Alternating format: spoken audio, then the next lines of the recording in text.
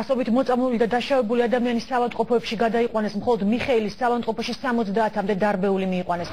დაშავებულები არიან ჟურნალისტები, სპეცრაზმა რეზინის ტყვეები დაუშინა ტელეკომპანია იმედის გადამღების ჯგუფის წევრებსაც.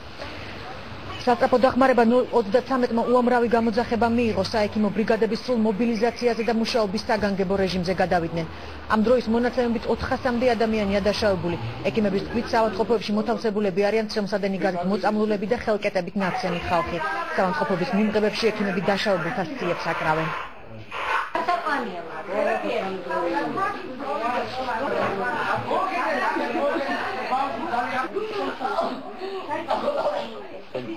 იმასაც მიხედეთ რა ის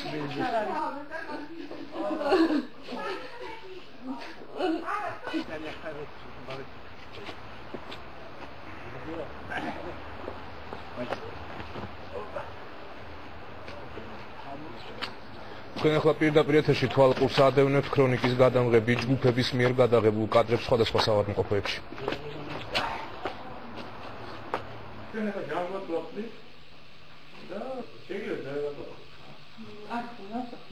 Uçulis qalma ubicda. Მოდი რა ეს.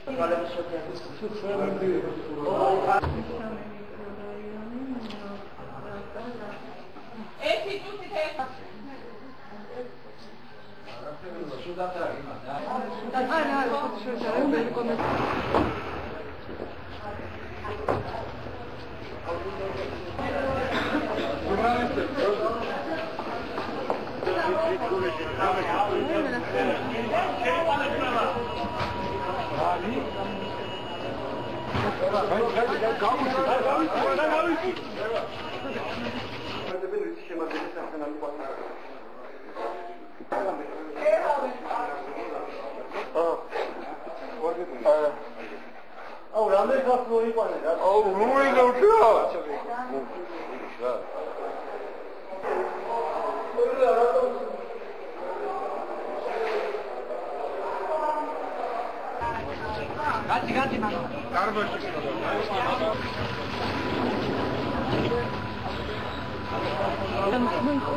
საიდან მოგიყვანეს ხოლმე გვეტყვით საიდან